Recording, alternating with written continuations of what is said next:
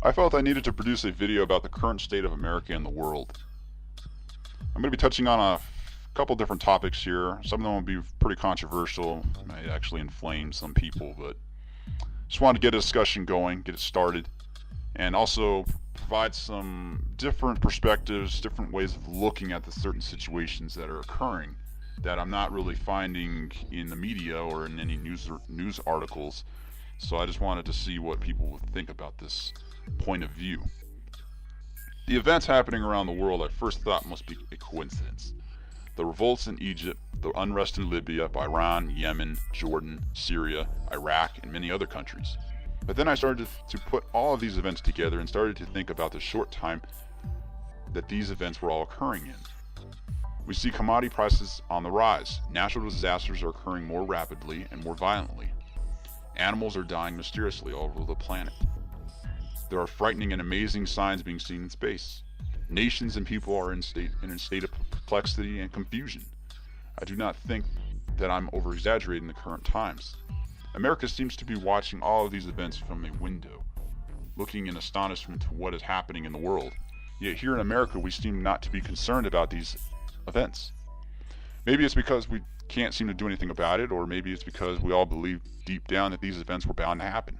Like something in our genetic code is making the events in the world seem like scenes in a well-known theatrical play. Our financial system seems to be in a state of uncertainty, or even a lack of faith, with our current capital markets, which seems to be a growing consensus with Americans and the whole world. The reason why things here in America don't seem to be so bad is because the US economy is grossly larger than any other country on the face of the earth. It also does not hurt that the world reserve currency is the US dollar. I think 1920s Germany would have loved to have the mark as the world reserve currency. So when they began printing money out of thin air, it wouldn't have destroyed their financial system. I think people underestimate exactly how powerful America is, and I also have done the same. For instance, I think all of us have noticed that our debt is pretty high, and of course that would be an understatement. We are currently at about a $14 trillion debt and climbing, and it doesn't seem to be going down. It goes up each year. So what exactly are we're supposed to do about this, and if anything at all? So here comes the Tea Party activist calling on financial restraint.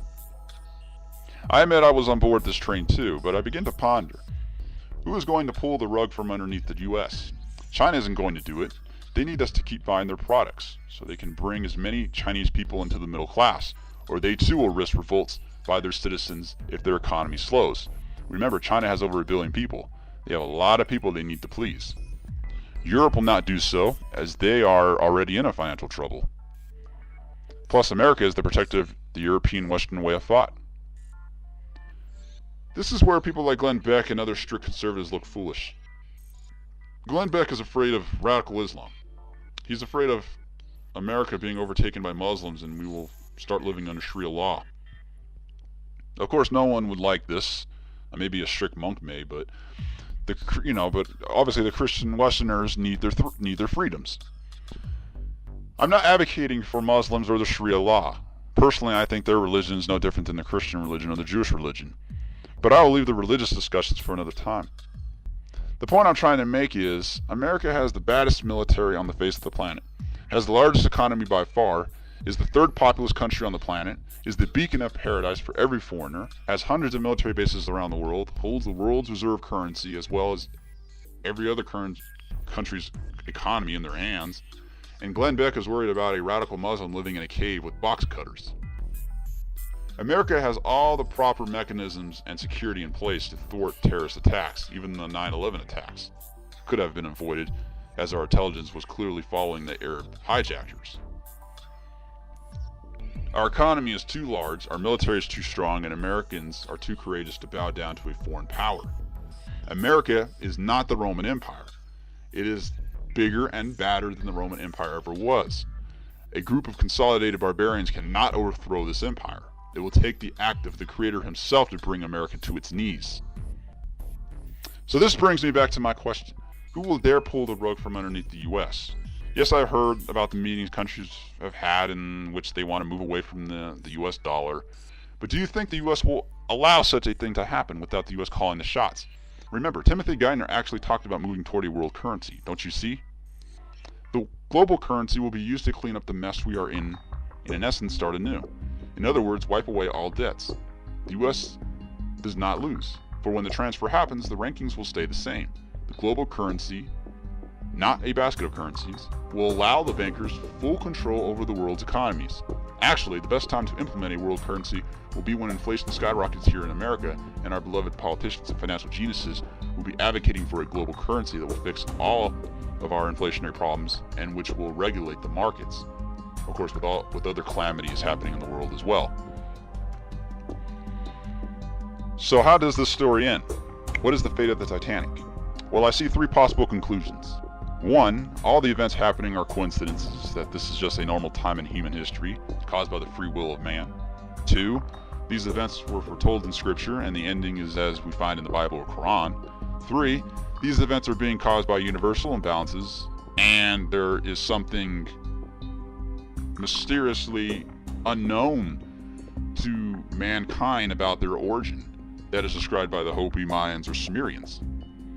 I do not know the answer, but I have a feeling we will soon find out the truth, and I mean the truth about everything. Now I want to touch on something that's probably very controversial here. Those of you who believe in a coming Messiah, either Yeshua, Jesus, for the Christian and Catholic worlds, or the Mahdi for the Muslim world, the times do seem to be foreshadowing such an event. I just hope that both the Christian world and the Muslim world are not wrong about their interpretation of a coming Messiah. It would be most unfortunate if the so-called Messiah is mistaken for the Antichrist, because it is clearly stated in the Torah, the Hebrew Bible, not the Jewish Bible. And if you are wondering what the difference is, I will just say that there is a big difference, and one that shall be revealed soon. Not only will the earth purge itself of humans who are destroying the planet, but truth shall be told in the latter days. Truth that will turn the world upside down. So I just hope that most of the believers out there are actually on the right track, that have actually reasoned with the scripture and with archaeological finds and with science, and have come to their own conclusion of what exactly exists and who the creator exactly is, what is true and what is not true, and just in believing if there's actually an evil power and a good power, or if there's really just only one power. I mean, there really is no such thing as a particular Lucifer or the gates of hell or something like this. This is nonsense. The Creator never mentioned any of this in the Old Testament. You only get this in the book of Job, which is actually a book that was written by an unknown source. So this complication of a good and evil force, there's no such thing. There's either you're either following man's rule or you're following the Creator's rule. That's it. So this story of a serpent in Genesis that tricked Adam and Eve to eat this apple is really just man's way of trying to describe the downfall of mankind, trying to blame it on some sort of evil force that lurks out there in the woods or something. That's not what it's about. It's actually man's own free will of choice, of either choosing what's right and what's wrong. And this is obtained through wisdom. We obtain knowledge, and we have the ability to gain knowledge, and it's through this knowledge of what we choose to do with it, of creating either right or wrong.